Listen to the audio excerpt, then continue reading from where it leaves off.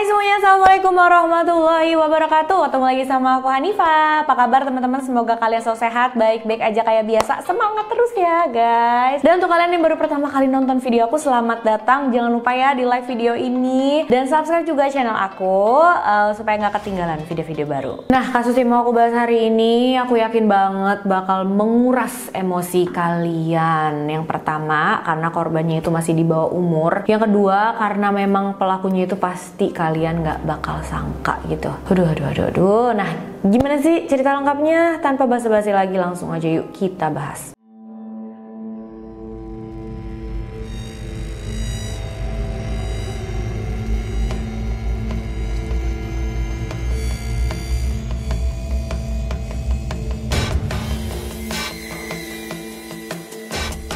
Kisah kali ini terjadi di negara bagian Eropa, tepatnya di Inggris. Di sana tinggallah seorang wanita yang bernama Louise Porton. Dia lahir pada tahun 1996 di Willenhall, Inggris, bersama dua saudaranya. Semasa kecil, Louise itu tinggal di lingkungan yang baik.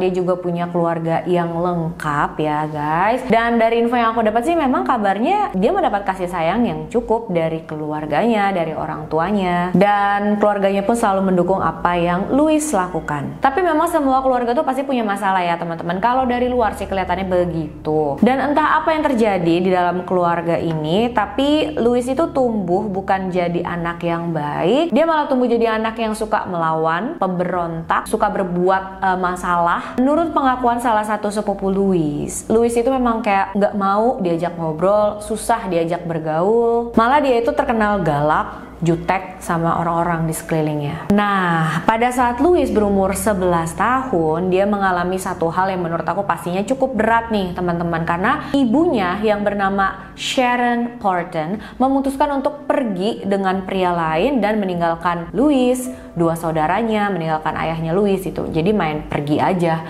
untuk hidup bersama laki-laki lain. Dan pastinya saat itu Louise baru berumur 11 tahun gitu. Jadi dia masih butuh banget kasih sayang ibu. Dia nggak ngerti apa yang terjadi, dia cuma ya kayak terpukul aja guys. Yang pastinya setelah kejadian itu Louise semakin menjadi-jadi. Dia bahkan udah mulai melakukan kejahatan pencurian kecil-kecilan. Dan yang jadi korban itu bukan cuma orang lain, tapi neneknya sendiri pun jadi korban guys. Louise suka ambil uang dan barang-barang berharga milik neneknya. Dan pastinya setelah ketahuan nih sama si nenek, ya neneknya langsung negor Louise dong, langsung diomelin dia. Tapi Louise tuh bukannya menyesal atau dia minta maaf, tapi Louise malah marah balik ke neneknya. Dia mengancam neneknya, dia bilang, oh ya udah nek, kalau emang kayak gitu aku nggak akan kesini lagi, aku nggak mau lagi berhubungan sama nenek. Dan itu bukan cuma omongan belaka ya teman-teman, karena memang benar semenjak saat itu Louise sudah nggak pernah lagi berhubungan dengan neneknya. Bahkan pada saat neneknya nih lagi kritis gitu ya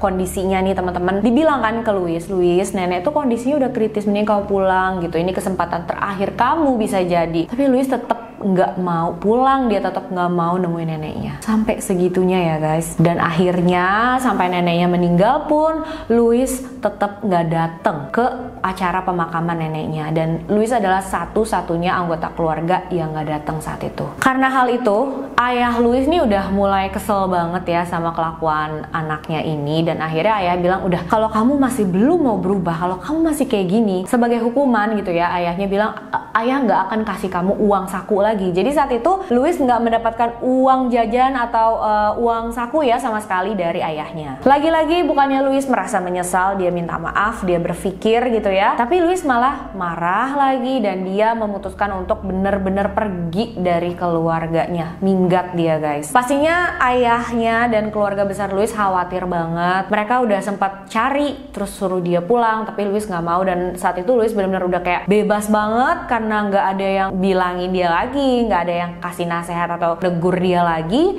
Dan saat itu ada tanda-tanda Louise itu udah mulai kecanduan dengan seks bebas. Wah, bahaya banget ya teman-teman. Cuma memang saat itu sayangnya nggak ada satupun anggota keluarga yang berhasil untuk membujuk Louise, bilangin dia. Jadi ternyata setelah dia minggat dari rumahnya itu, untuk mendapatkan uang buat kebutuhan dia sehari-hari, dia itu menjadi wanita panggilan. Bahkan dengan bangganya Louise itu pamer di fashion Facebook uang hasil kerjanya sebagai wanita panggilan itu. Setelah itu Louis pindah ke daerah lain tapi masih di Inggris juga. Dan akhirnya Louis itu punya 2 orang anak. Yang pertama bernama Lexi, umurnya 3 tahun. Yang kedua bernama Scarlett, umurnya 16 bulan. Kedua anak ini berasal dari ayah yang sama, yaitu seorang pria bernama Chris Draper. Louis dan Chris itu memang gak pernah menikah, tapi mereka punya anak dari hubungan asmara aja gitu. Tapi anehnya nih teman-teman, Louis bilang kedua anaknya ini berasal dari 2 ayah yang berbeda. Yang satu dari Chris, tapi yang satu lagi dari pria lain.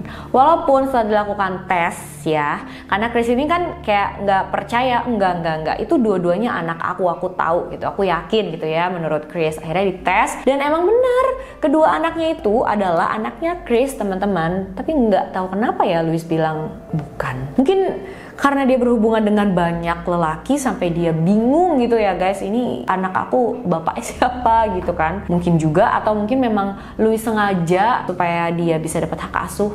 Bisa jadi karena memang Louis nggak mau kedua anaknya ini tinggal bersama Chris atau diurus sama Chris. Jadi dua-duanya tuh hak asuhnya diambil oleh Louis. Bahkan Chris mau ketemu sama kedua anaknya aja nih nggak dibolehin sama Louis. Untuk menghidupi kedua anaknya, Louis mengklaim kalau dia bekerja sebagai model. Tapi tentu aja bukan model seperti pada umumnya nih teman-teman, tapi model dewasa. Jadi Louis itu suka foto bagian-bagian tubuhnya, setelah itu dijual sama dia ke beberapa pria secara online. Selain itu, Louis juga masih menjadi wanita panggilan. Nah, pada saat kehidupan Louis yang seperti ini, tiba-tiba ada kabar buruk yang datang, dan ini luar biasa menyedihkan ya teman-teman. Jadi pada 2 Januari tahun 2018 malam itu Louis menelpon layanan darurat dan dia mengklaim kalau putrinya, putri pertamanya Lexi yang baru berumur 3 tahun mengalami sakit dan henti nafas. Ambulance service, is the patient breathing?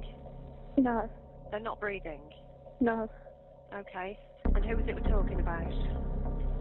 Lexi, she's 3. She's 3. Bear with Yeah. me. Okay. So she's unconscious and she's not breathing.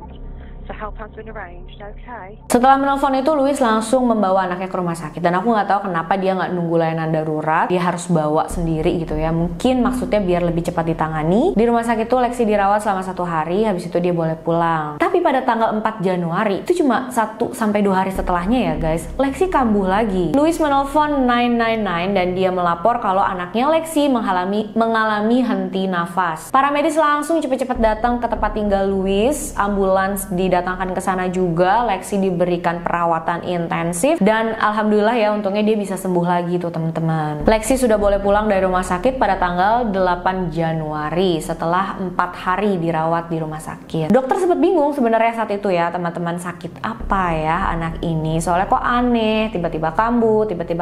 Tapi akhirnya dokter itu menyimpulkan atau mendiagnosis Lexi mengalami infeksi dada. Dan sebelum pulang Lexi diberi antibiotik. Tapi beberapa hari kemudian, tepatnya di tanggal 15 Januari 2018, Lexi kambuh lagi. Louis menelpon layanan darurat dan melaporkan kalau anaknya Lexi mengalami henti nafas. Tapi sayangnya teman-teman, kali ini Lexi tidak bisa diselamatkan. Penyakit Lexi ini kambuhnya mendadak banget, dan sebelum dia kambuh itu dia kelihatan baik-baik aja. Ada sebuah rekaman CCTV yang merekam saat Louis dan kedua anaknya itu Lexi dan Scarlett itu habis pulang main dari rumah saudara perempuannya. Nah, itu di tanggal 14 Januari 2018 guys. Jadi 1 hari sebelum kejadian. Di rekaman CCTV itu Lexi kelihatan baik-baik aja, bahkan ceria banget. Dan hal tragisnya nggak berhenti sampai di situ aja teman-teman. Karena 18 hari kemudian anak kedua Louis yang bernama Scarlett yang umurnya baru belasan bulan itu juga mengalami hal yang sama seperti Lexi. Ada masalah di bagian pernafasannya juga. Tepatnya pada tanggal 1 Februari 2018, saat itu Louis terekam di CCTV meninggalkan hotelnya dengan